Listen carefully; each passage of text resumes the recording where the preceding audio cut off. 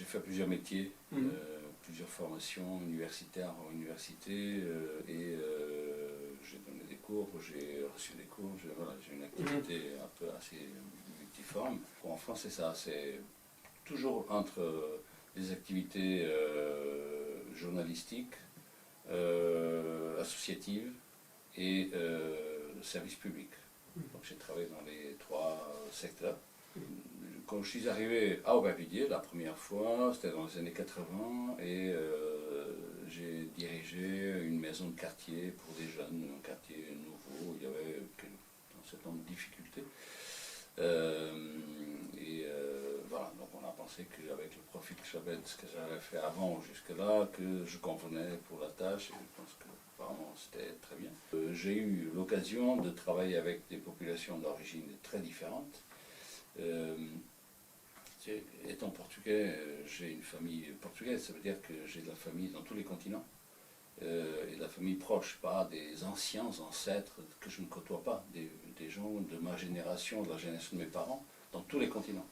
J'ai par moi-même disons, une approche du monde qui est une approche très active, pas tellement de spectateurs d'événements par la télévision, par les médias. Mais par mon propre parcours personnel et par ma vie personnelle ou familiale.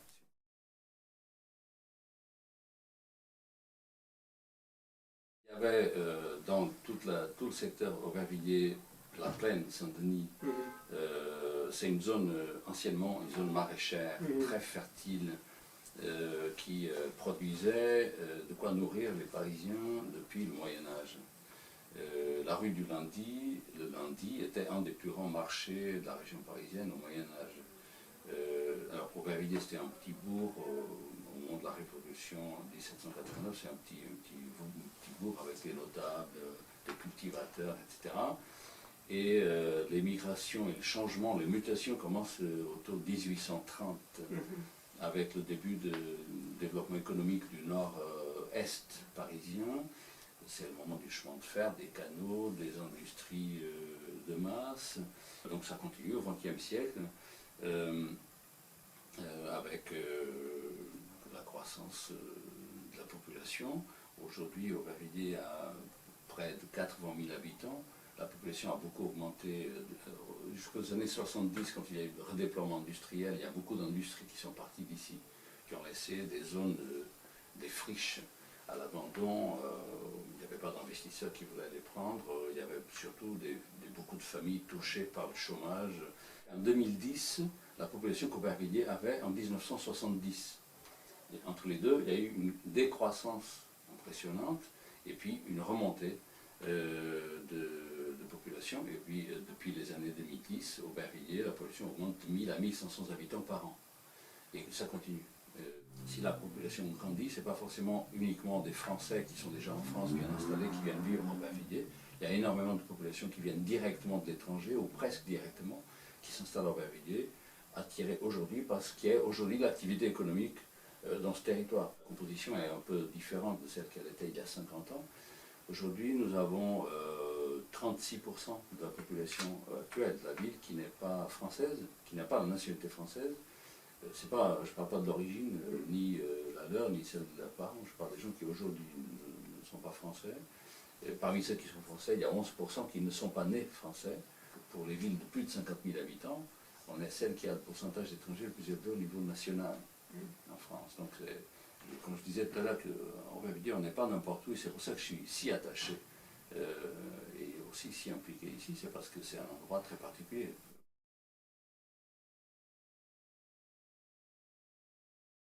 La vie associative à Aubervilliers, elle est le reflet de sa population. Donc nous avons beaucoup d'associations de migrants, et beaucoup d'associations de solidarité internationale, des associations de migrants qui travaillent sur leur place dans la société ici. Pour le pôle intégration et citoyenneté, on travaille non seulement sur l'accompagnement des personnes qui sont en situation irrégulière, de manière à les aider à sortir vers la zone de droit, sortir du non-droit vers le droit, mais aussi pour certaines populations avec des difficultés spécifiques.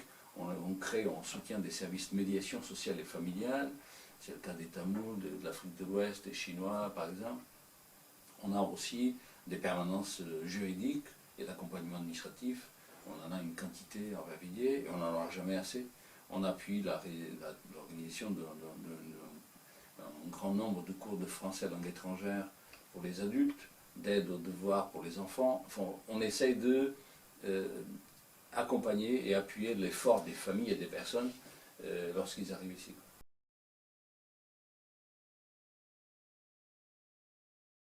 Donc nous avons créé à Aubervilliers depuis 2010 un appel à projet annuel qui s'appelle Aubervilliers solidaire avec le monde pour la réalisation des objectifs du millénaire pour le développement, qui est notre petite participation dans l'accompagnement des projets que les migrants d'Aubervilliers développent dans leur région d'origine,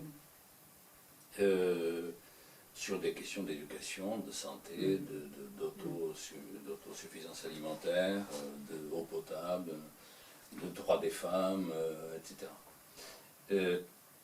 Et donc, tous les ans, il y a 3, 4, 5 micro-projets qui ont le label et un peu d'argent, ça n'est pas mauvais.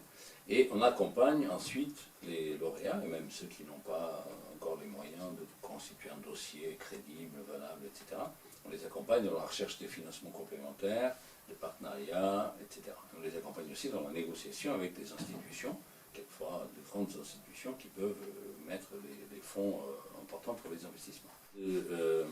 Créer des outils de travail avec les migrants qui permettent de comprendre que nous sommes avec eux dans le dialogue avec les régions d'origine. Et en même temps, nous leur demandons de nous transcrire ici, nous restituer leur travail, et on demande aussi qu'il y ait en plus en citoyenneté, lorsque nous soutenons un projet, on leur demande un engagement citoyen aussi ici. Et donc ça fait partie des règles du jeu, c'est-à-dire on ne fait pas de la charité, on demande des choses en échange. On demande en échange justement que les gens travaillent sérieusement sur leur intégration, qu'ils restituent leur démarche et qu'ils enseignent aux autres ce qu'ils ont appris avec nous.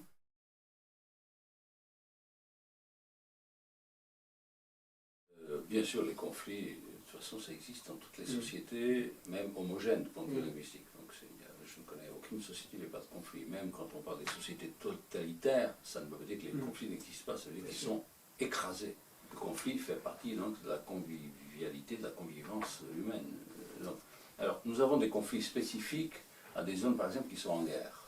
Je vous donne l'exemple du Sri Lanka, où il y avait une guerre pendant un quart de siècle. Nous avons énormément de Tamouls du Sri Lanka à Aubervilliers. Bon, les Tamouls n'étaient pas tous pour ou contre une faction dans la guerre. Il y a une guerre civile de 25 ans, ça génère plein de clivages. Nous avons ici des gens très proches des tigres de libération du Tamil, et puis nous avons aussi des gens qui étaient contre les tigres et d'autres qui étaient d'autres orientations. Et nous avons aussi des Singalais.